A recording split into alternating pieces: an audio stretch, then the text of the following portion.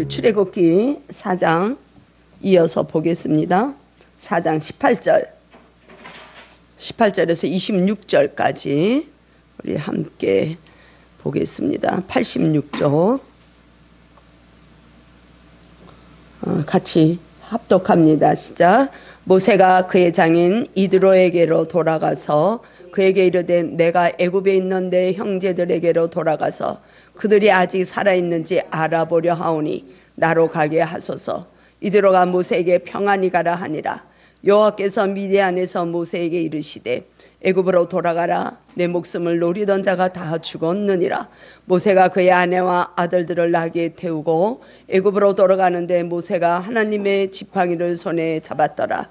여호와께서 모세에게 이르시되 내가 애굽으로 돌아가거든 내가 내 손에 준 이적을 바로 앞에서 다 행하라.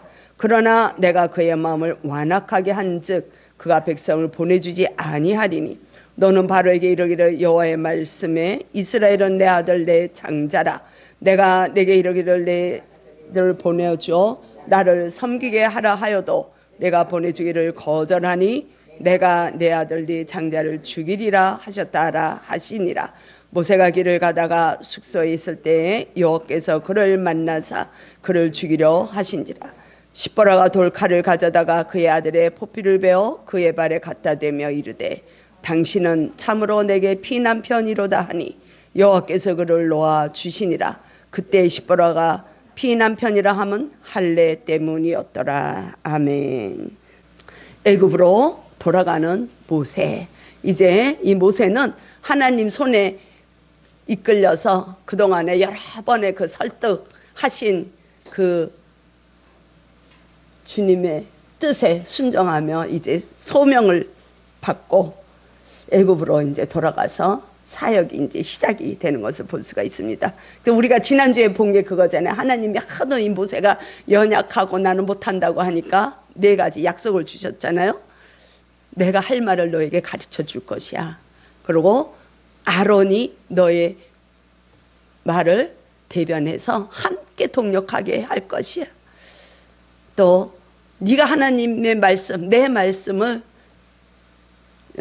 아론에게 주면 그 아론이 백성들에게 전하게 되고 그 전하게 되는 모세는 모세에게 이 아론이 어떤 존재냐, 이스라엘 백성들에게 어떤 존재냐, 하나님같이 되는 존재가 될 것이다. 이 약속을 주셨어요. 그래서 이제 애굽으로 돌아가면서 우리가 본 것처럼 20절에서 그렇게 말씀하죠. 이 모세가 가지고 있는 이 지팡이가 하나님의 손에 들려줬을 때 하나님의 지팡이가 돼서 이제 모세를 통해서 하나님의 그 능력이 10가지 재앙을 통해서 다 이루어지는 것을 하나님이 이제 말씀해 주셨습니다. 우리 손에 들려져 있는 거 우리가 다 하나님 앞에 올려드리자. 우리가 이제 지난주에 그렇게 말씀을 드리고 우리가 주님이 주시는 그 권능에 힘입어 우리가 승리하는 삶을 한 주간을 또 보내쓰리라고 믿습니다. 아멘. 네. 그래서 이제 27절에도 보면 이제 하나님이 아론에게도 이제 이렇게 역사를 하셔서 이제 이 아론이 신의 산 쪽으로 이제 이 강야로 모세를 맞이하러 나오는 장면이 있어요. 이 모습을 볼 때 하나님은 우리 교회를 통해서 일을 하신다든지 이게 이제 하나님의 일하심인데 우리 가정을 통해서 일을 하신다든지 하실 때에 어느 누구에게만 이렇게 말씀하시고 어느 누구에게만 감동을 주시는 게 아니에요. 믿으세요.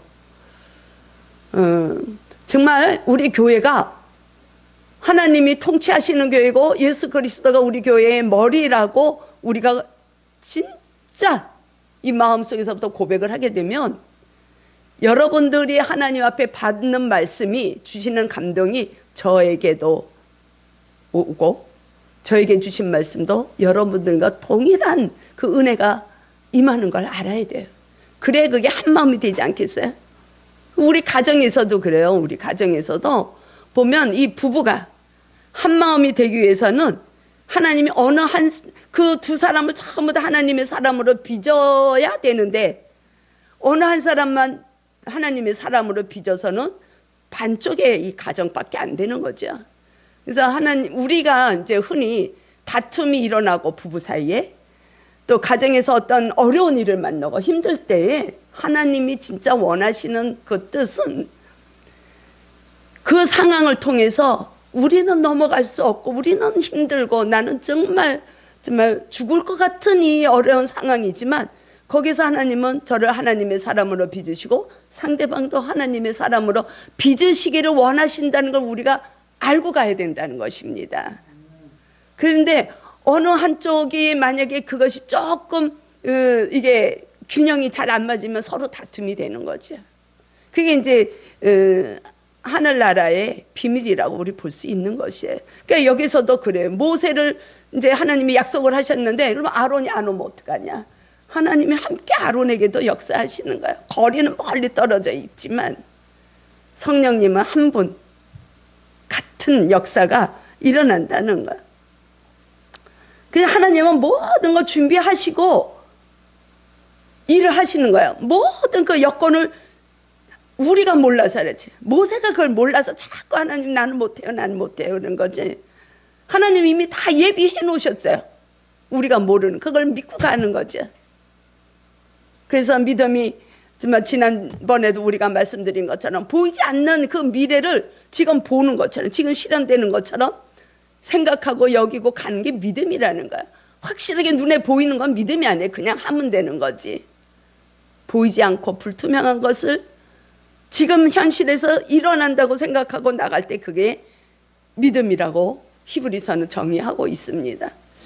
그러니까 우리 교회도 그런 거예요. 우리 교회나 뭐 우리 일상 현장에서 일도 다 마찬가지예요. 하나님이 일하시면 하나님 그냥 사용 안 하세요. 하나님은 참 하나님의 사람으로 만드는 거예요. 그게 레이기예요. 그게 레이기. 하나님을 어떻게 예배를 드려야 되는가? 어떤 마음을 우리가 가져야 되는가? 그래서 바울도 그러는 거잖아요. 거룩한 산 제물로 너희들이 살아내는 것, 현장에서 살아내는 것이 영적 예배다. 그러니까 예배는 우리 삶이 예배지 여기 와서 1시간 예배 찬양하고 기도하고 말씀 듣는다 해서 예배가 아니라는 거야. 그럴 때 우리는 기적을 느낄 수가 있고 기적을 맛볼 수가 있어요. 저 여러분들이 그런 은혜가 있으면 참 좋겠습니다. 예수님이 이 땅에 오셔서 제일 처음 사역하는 것이 요한복음 보면 가나 혼인잔치가 있어요. 근데 아직 하나님의 이제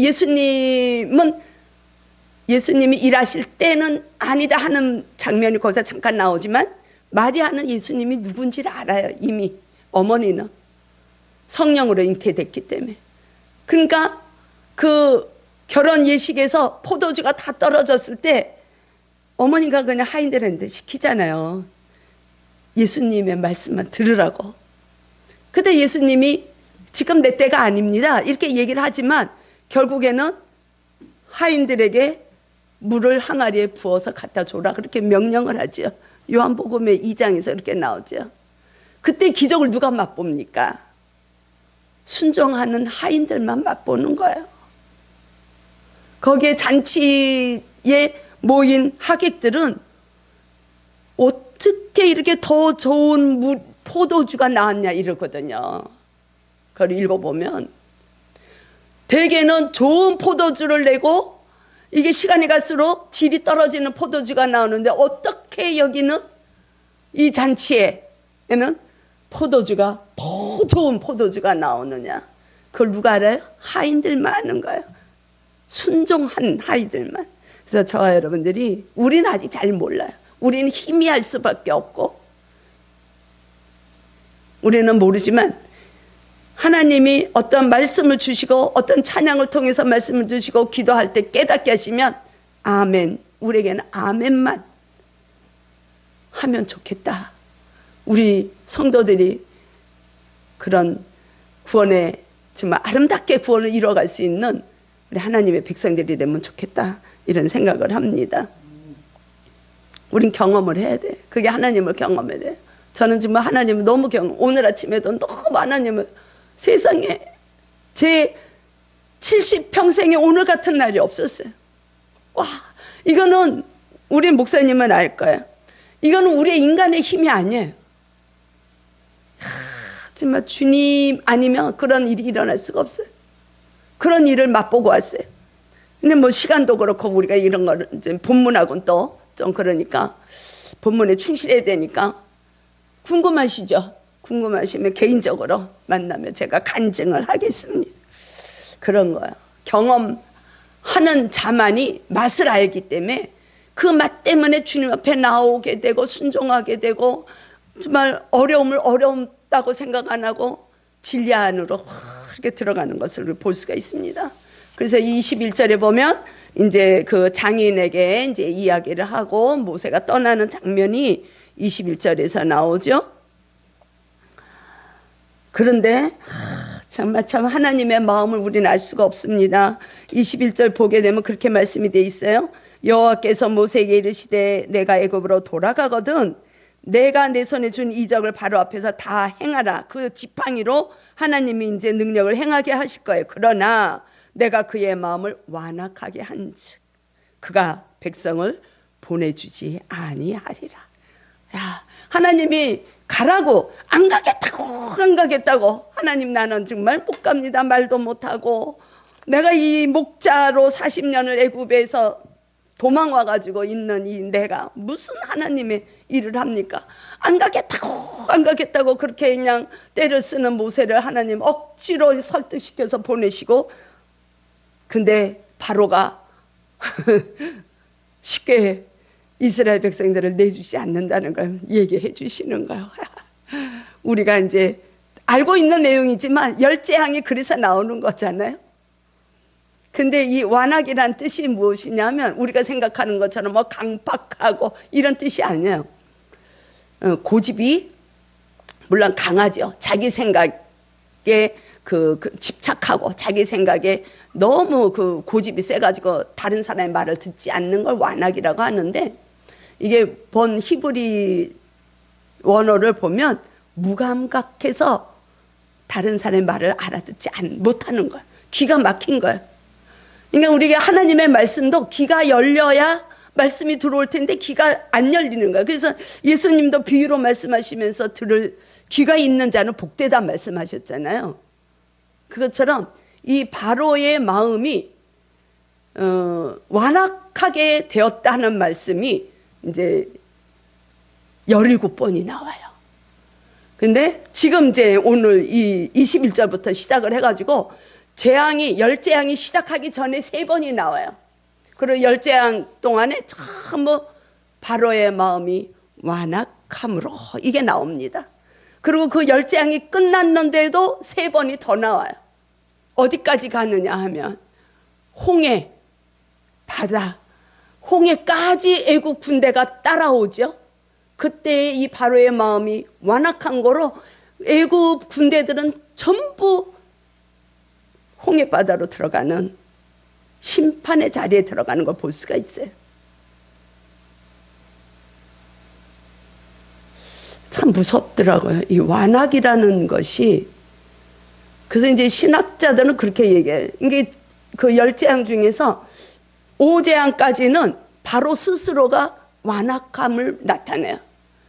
하나님을 모르니까 자기가 자기네 그 애굽의 이익을 위해서 이스라엘 백성들을 노예에서 풀어주지 않으려고 하는 그 완악함이 있어요.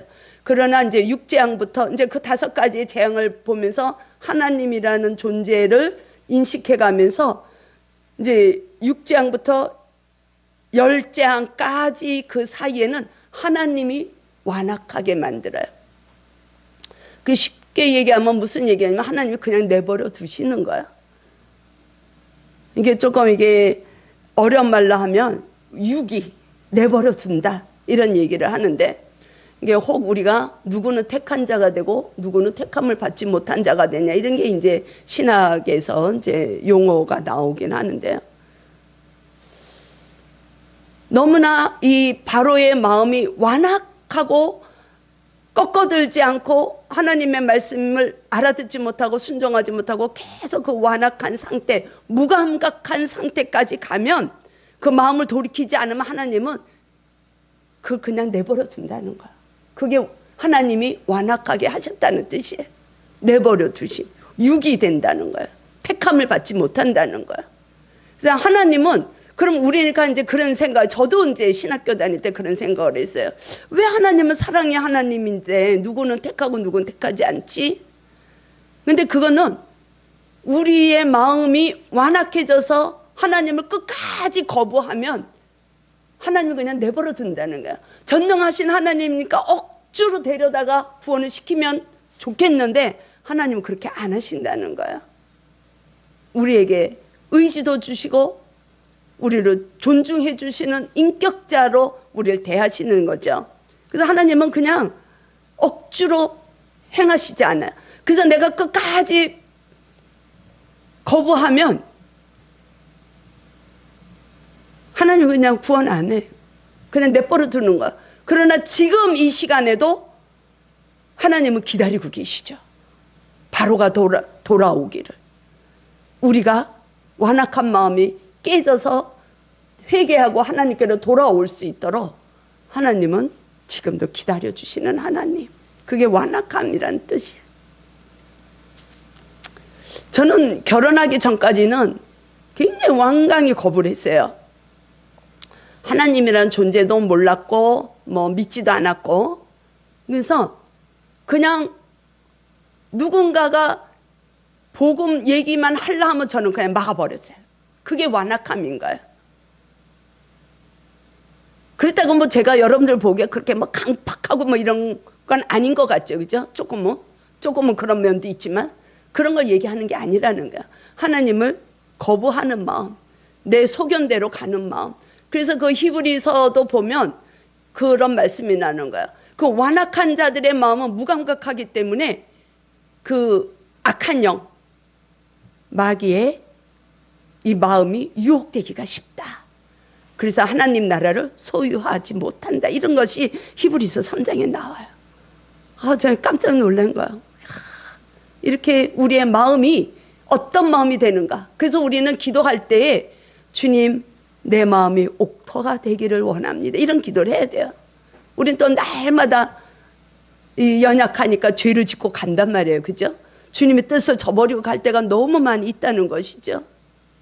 그럴 때마다 그래서 다툼도 일어나고 또 우리가 정말 생각하지 않았던 일들이 상황이 생길 때 주님, 내 마음이 옥토가 되게 해주세요. 내 마음의 완악함이 부드러운 게 되어서 새 영이, 하나님의 새 영이 들어오길 원합니다.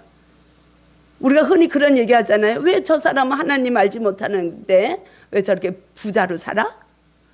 저 사람은 하나님은 모르는데 왜 저렇게 삶이 형통해? 우리보다 왜 더 좋아? 이런 얘기를 흔히 해요. 이 성경에도 그런 자가 나와요. 하박국이라는 선지자가 처음에는 선지자인데도 불구하고 하나님, 왜 이스라엘을 하나님이 택한 백성입니다. 왜 이렇습니까? 왜 못 삽니까? 왜 죄를 집니까? 왜 심판하십니까? 이런 걸 맨날 항의하는 그 선지자도 나오거든요. 그래서 로마서에서는 이제 바울은 그렇게 얘기를 하죠. 그러니까 형통한 자들, 악인들의 형통한 건 우리가 부러워할 필요가 없다. 그들은 결국 어디 자리까지 가냐면 심판의 자리로 갈 수밖에 없기 때문에 그렇다는 거예요. 하나님을 거부하는 자들은, 알지 못하는 자들은, 하나님 그냥 내버려 둔 그들의 마음은 심판의 자리에서 애국 군대들처럼. 그러나 그걸 받아들이고 갈 때는 홍해를 건너는 거죠. 구원의 백성이 되는 거죠. 그런 뜻이 있습니다. 그래서 우리는 지금 여기에 들어와 있지만 사실 여기에 들어오기 전까지는 우리는 다 완악한 자예요. 이 상태였죠. 완악한 자들의 상태였어요. 그래서 예수님이 내 마음에 오시기까지는 우리는 완악한 상태, 하나님이 그냥 내버려둔 상태라는 거예요. 성령님이 우리 안에 오셔서 우리가 거듭나고 우리가 깨닫고 하나님의 사람으로 주님과 연합돼서 회복되어 가기 전까지는 우리는 하나님이 내버려둔 상태였다는 거예요. 완악한 상태였다는 거예요. 이해가 되시죠? 그래서 우리는 그렇지만 날마다 주님의 보혈로, 그 거룩한 주님의 십자가의 공로로 인해서 우리는 날마다 나가야 되는 거예요. 우리 성경 한 군데만 좀 찾아보겠습니다. 예, 로마서를 한번 찾아볼게요. 로마서 1장, 로마서 1장 240쪽이죠. 240쪽 로마서. 예, 찾으셨으면 1장 24절입니다. 24절 함께 한번 읽어보겠습니다. 그러므로 하나님께서 그들을 마음의 정욕대로 더러움에 내버려 두사. 하나님 그냥 내버려 두시는 거야. 우리 마음이 그냥 둬서 서로 욕되게 하고. 또 26절에도 또 그런 말씀이 나와요. 26절 볼까요? 이 때문에 하나님께서 그들을 부끄러운 욕심에 내버려 두셨으니. 여기서 이제 동성애의 이제 죄를 말씀하시는 거죠. 여자들도 순리대로 쓸 것을 바꿔서 영리로 썼다, 이런 말이 나오잖아요.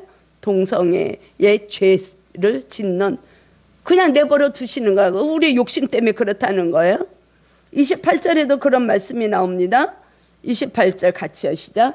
또한 그들이 마음에 하나님 두기를 싫어하며 하나님께서 그들을 그 상실한 마음대로 내버려 두사 합당하지 못한 일을 우리가 하는 거예요. 그 마음이 어떤 마음이냐? 하나님이 내버려 두시는 그 마음이 어떤 마음이냐? 29절, 30절, 31절이에요. 그게 우리 마음에 불의, 추악, 탐욕, 악의가 가득하고 시기, 살인, 분쟁, 사기, 악독이 가득하고 수근수근하고 비방하고 이런 거 하나님 미워하신다는 거야. 31절까지 우매하고 무정하고 무자비하고 이런 마음이 우리 안에서 이게 우리를 어떻게 하는가? 하나님을 거부하는 마음으로 만든다는 거야. 그래서 우리가 그 마음이 그대로 있으면 그 마음에 유혹이 되고 그 마음에 미혹이 되면 이런 조건들에 하나님은 그냥 우리를 억지로 우리를 끌어다가 하나님의 사람으로 빚지 않으신다는 거야. 그냥 내버려 두신다는 거야. 그러면 심판의 자리까지 가게 되는 것이죠.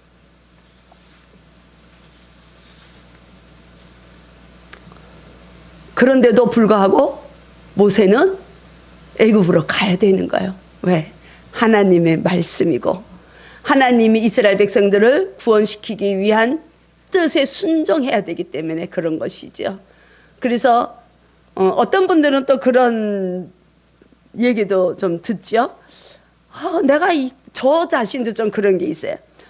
내가 여지껏이만 하나님 뜻에 맞춰서 살기를 애쓰고 기도하고 여기까지 왔는데 아직도 요 모양인가 이럴 때가 있어요. 아직도 이것밖에 안 되나? 근데 그러지 말라는 거야. 우리는 연약하기 때문에 정말 그 싸움을 매일 해야 되는 거야. 주님 앞에 가는 순간까지. 그게 이제 성화의 길이고 구원을 이뤄가는 과정이기 때문에 우리는 깨끗해질 수가 없어요. 우리 안에는 그 원래 그 죄성이 있기 때문에 뭐 하나가 딱 부딪히면 그냥 팍 올라오는 이런 게 있어요. 그렇기 때문에 그럼에도 불구하고 하나님 말씀하시면 아멘, 내가 여기 있습니다 고백하면 나갈 수 있는 그 마음, 순종할 수 있는 마음이 필요하다. 모세를 통해서 모세가 그럼에도 불구하고 애굽으로 가서 이제 그 바로와 싸워야 되는 그 메시지를 통해서 우리는 그런 것을 깨달을 수 있는 거예요. 그래야 구원이 일어나는 거예요. 그렇지 않으면 구원은 없다는 것입니다. 그게 하나님의 일하시는 일이죠. 또 한 가지 여기에서 이제 중요한 말씀이 나오는데 24절을 한번 볼까요? 24절. 모세가 출애굽기입니다. 4장 24절. 모세가 길을 가다가 숙소에 있을 때 여호와께서 그를 만나서 그를 죽이려 하신지라. 아니 모세 보고 소명을 주시고 사역을 하러 가는데 뭘 또 왜 죽이셔요? 그냥 좋은 말로 하시지. 예. 근데 왜 죽이시려고 했는가? 예. 26절에서 그 답을 주고 있죠. 여호와께서 26절 여호와께서 모세를 낳아주는데 이제 십보라가 아들들의 이제 그 포피를 이제 할례를 해가지고 모세의 발 앞에 이렇게 댔을 때 이제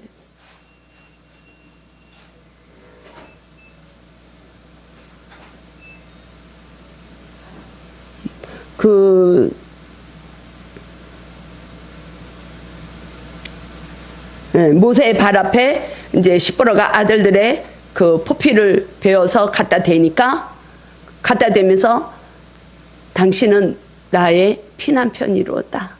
이렇게 이제 고백을 하니까 하나님이 모세를 이제 놓아주게 되는 거야. 이게 쉽게 얘기하면 우리가 할례 알잖아요. 할례는 이제 아브라함이 이스마엘을 놓고 이제 하나님이 다시 이제 그 아브라함을 이제 통해서 약속하신 것이 할례죠. 너의 육신의 힘으로는 안 된다는 표징, 언약의 표징. 그래서 남자의 그 생명이 나올 수 있는 그 생식기를 이제 표피를 잘라내서 하나님이 그것을 증표로 이제 만드신 거잖아요. 그래서 이 유대인들, 이스라엘 백성들은 남자들은 태어나서 8일 되면 모두가 다 할례를 하게 돼 있어요. 할례를 안 하게 되면 이제 하나님의 백성에서 이렇게 이탈이 되는 그런 이제 표징으로 이제 되어 있죠. 근데 아마 성경에는 뭐 더 이렇게만 나와 있으니까 우리 이제 뭐 그 외에 이제 책들을 보든지 학자들의 연구함을 보면 이 모세는 아마도 어머니가 이제 양육을 했으니까 모세는 할례가 행해졌을 것이다. 그런데 이 모세가 그 광야에서 미디안은 이제 그 다른 신을 믿는 미디안 종교를 믿는 족속이거든요. 그러니까 아마 자기 두 아들을 게르솜과 그 둘째 아들에게는 할례를 취하지 못했을 것이다.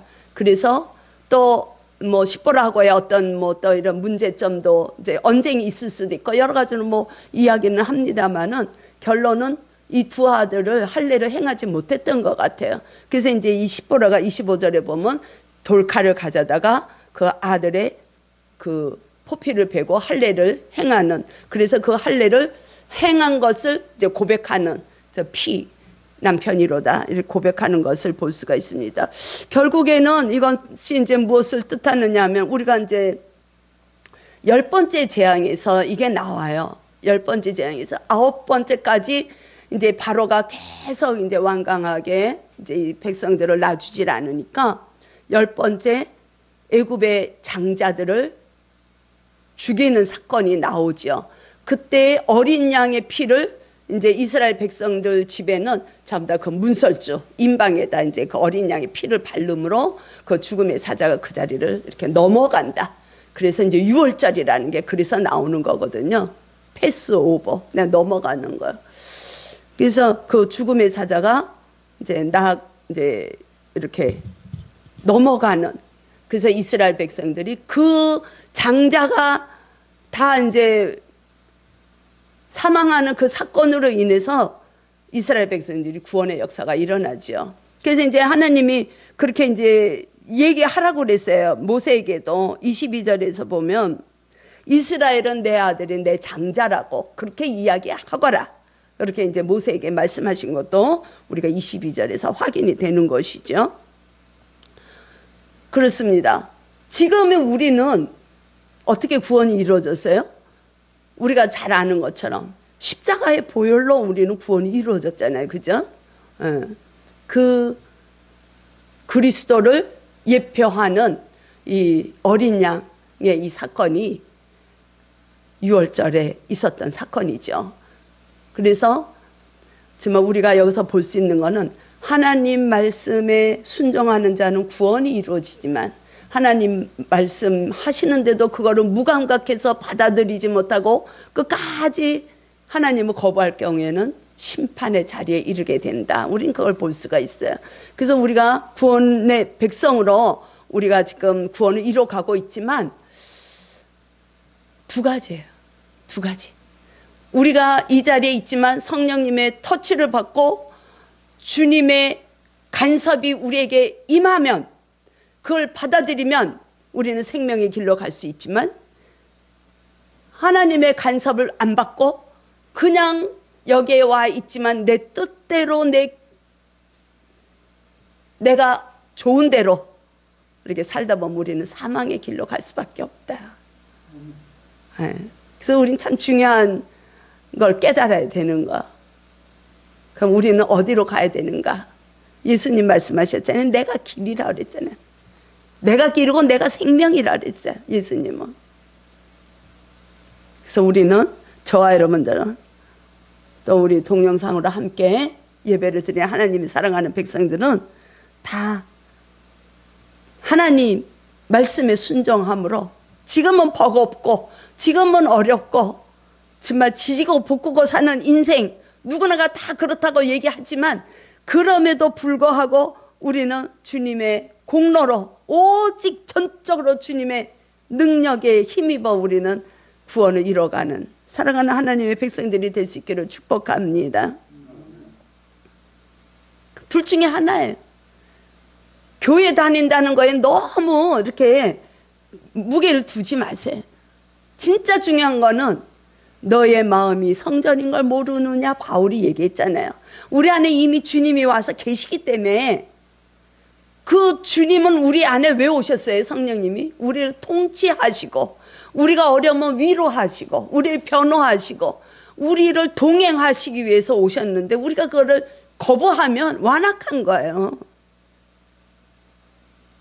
그냥 내가 교회 다니고 나는 물세례를 받고 나는 일주일에 한 번씩 교회 가서 헌신도 하고 구제 사업도 하고, 그렇기 때문에 나는 하나님의 백성이야,